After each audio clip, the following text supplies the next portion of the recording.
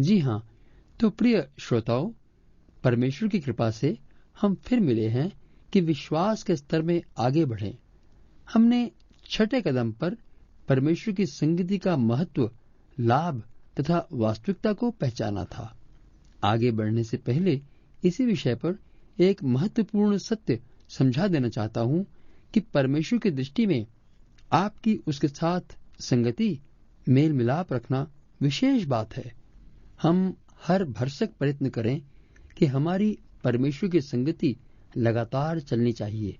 कोई भी काम या व्यक्ति चाहे कितना ही लाभकारी हो, यदि हमारे और परमेश्वर की संगति में विघ्न का कारण है, उसे खराब कर रहा है, तो उस काम व व्यक्ति के लाभ को त्याग दें, पर संगति को नहीं। मसीही जीवन में आपके काम, सेवा, त्याग, बलिदान, सभी कुछ का महत्व कुल मिलाकर भी परमेश्वर की संगति के मुकाबले किसी महत्व के नहीं है। और परमेश्वर चाहता है कि हम जो भी करें, इस बात के विषय में सावधान रहें कि हमारी ये पवित्र संगति हमेशा बनी रहे। और इसीलिए आपके जीवन के इस पहलू पर लगातार हमले होते रहते हैं।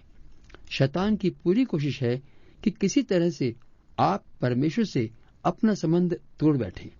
इस विषय पर हम बाद में विचार करेंगे। तो आइए हम 7वें कदम पर आएं, और यहाँ पर हम सीखते हैं कि विश्वास में दृढ़ता के लिए यीशु ने जो हमें अपना अधिकार दिया है, या यूं कहें कि यीशु के नाम में जो अधिकार हमने पाया है, उसे भली भांति पहचाने व वास्तविकता को पहचाने।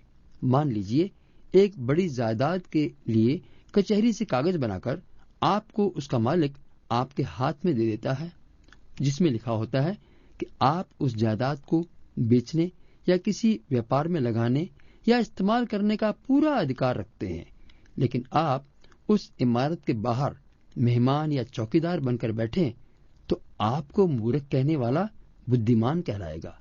लेकिन यदि आप बुद्धिमान होंगे, तो उस कागज की पूरी जानकारी पाकर उन अधिकारों को इस्तेमाल करेंगे व पूरा लाभ उठाएंगे, और उस इमारत का मालिक खुश होगा कि आप जैसे बुद्धिमान चौकस व्यक्ति को उसने अपना अधिकार सौंपा था।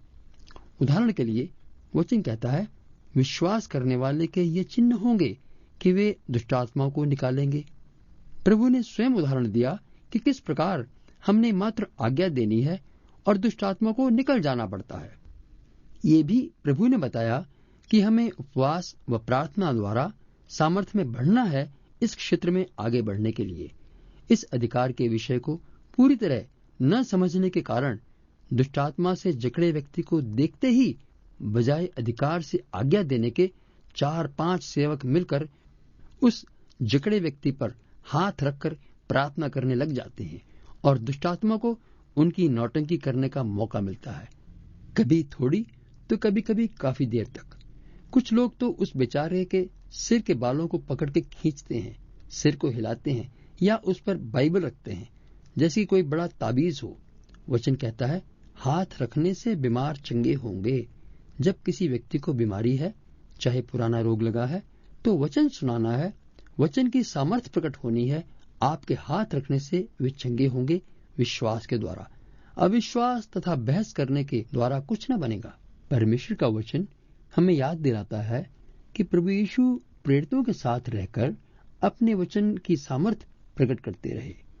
आपने वचन सुनाना है, पवित्र आत्मा समझाएगा तथा प्रभु आपके साथ है।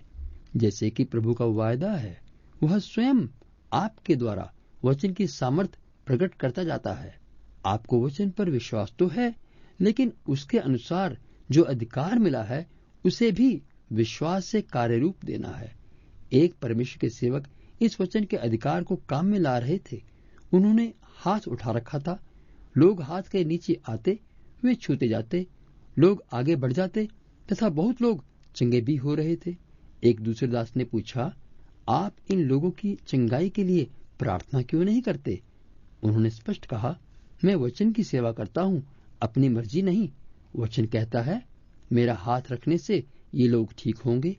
परमेश्वर अपने वचन को पूरा करने वाला परमेश्वर है। दरअसल हम ध्यान से वचन नहीं पढ़ते। उसी प्रकार विश्वासी बीमार व्यक्ति के लिए लिखा है कि वह व्यक्ति अपने जीवन को जांचे, कोई पाप है तो अंगीकार कर ले। अब 75% लोग, विशेष करके सेवक, बुरा मान जाते हैं कि उन्हें अपने जीवन को जांचने के लिए कहा है, और फिर लिखा है तेल लगाकर प्रार्थना करने के लिए। लेकिन प्रयोग उल्टा होता है, तेल पर प्रार्थना करके लगाते हैं। यदि आपने किसी भी निर्जीव पदार्थ पर प्रार्थना की है तो उसे अनजाने में आपने मूर्ति बना दिया है। आजकल भेड़ चाल चली है इस मूर्ति पूजा की। वो तेल व पानी की बोतलों पर प्रार्थना की जाती है। परमेश्वर तो दयालु है, विलंब से क्रोध करने वाला, अनुग्रहकारी है, इसलिए मात्र विश्वास के अनुसार चंगाई देता है। तथा अब ये प्रथा बन गई है कि बोतलों पर और तेल पर और चीजों पर प्रार्थना की जाती है। प्रिय मित्रों, हम वचन में पाए हुए अधिकार को पहचाने कि हम परमेश्वर के बेटे बेटी कहलाने का अधिकार पा चुके हैं, तथा यीशु के अधिकार से हम वे सब कार्य कर सकते हैं जो आज यीशु ने स्वयं करने थे, अर्थात जो प्रभु यीशु ने पृथ्वी पर शरीर में रहते हुए किए, अर्थात शैतान के काम को नाश करना, बंधुआई में पड़े हुओं को आजाद करना। हम सही रूप से इस अधिकार को पहचाने तथा इस्तेमाल करें। प्रिय श्रोता, आज 7वें कदम में हमने भली प्रकार समझा कि परमेश्वर से यीशु के नाम में हमने हस्ताक्षर मात्र प्राप्त नहीं किए, बल्कि नाम में अधिकार पाया है। उसे सही तरीके से प्रयोग में लाना है, अपने जीवन में इस्तेमाल करना है, तथा उसी से परमेश्वर ने स्पष्ट करना है, खुशखबरी देनी है इस समाज को कि परमेश्वर पक्षपात नहीं करता, बल्कि हर विश्वास करने वाला व्यक्ति यीशु के नाम में जी उठने की सामर्थ को प्रकट करता रहता है। मेरी प्रार्थना है कि आपने जो 7वें कदम में पहुंचे हैं, इस विशेष अधिकार द्वारा, अपने जीवन द्वारा, अपने समाज में परमेश्वर की महिमा का हथियार बन जाएं